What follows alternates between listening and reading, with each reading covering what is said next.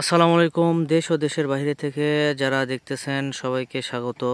দর্শক, এই মুহূর্তে আমি আমার ধানের ক্ষেতে অবস্থান করতেছি। দানা জাতীয় শস্যের মধ্যে বাংলাদেশের ধান হচ্ছে সর্বপ্রথম এবং সর্বগুরুত্বপূর্ণ একটি দানা শস্য। কারণ বাংলাদেশের ধান কিন্তু চাষাবাদ বেশি জায়গাতে হয় এবং ভাত বাংলাদেশের প্রধান খাদ্য তালিকায় রয়েছে। সুতরাং আমি একটি জাতের কথা আজকে আপনাদের কাছে তুলে ধরবো, সেটা হচ্ছে বৃধান 103। এটা আমন মৌসুমের উচ্চ ফলনশীল একটি জাত। আপনারা দেখবেন এই যে অনেক বড় বড় শীষগুলো, এটা আমার কাছে মনে হচ্ছে ধানের জগতে একটা আমন মৌসুমের খুবই ভালো একটি জাত।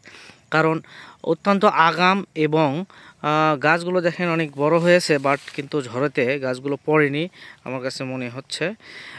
সেই ক্ষেত্রে এই বৃধান 103-এর যে পারফরমেন্স, এটা যদি মাঠে এক্সটেনশন করা হয় আমার মনে হয় কৃষকরা লাভবান হবে। তার সাথে কিন্তু আমাদের এই যে দানা শস্য ধানের ফলন বৃদ্ধি পাবে এবং দেশের চাহিদা মিটবে। আমি মনে করি আমন মৌসুমে যেহেতু ফলন কম হয়, এরকম উচ্চ ফলনশীল জাত যদি চাষ করা হয় তাহলে আমার মনে হয় এটা খুবই ভালো পারফর্ম করবে।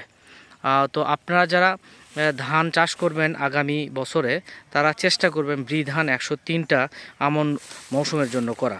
এবং যারা সরিষা এবং আলু লাগাতে চান তাদের ক্ষেত্রেও কিন্তু খুবই গুরুত্বপূর্ণ বিষয়। আগাম যদি হয় তাহলে কিন্তু ফলনও ভালো পাওয়া যায় এবং এটা কেটে কিন্তু আপনার আগাম আলু এবং সরিষা চাষ করতে পারবেন।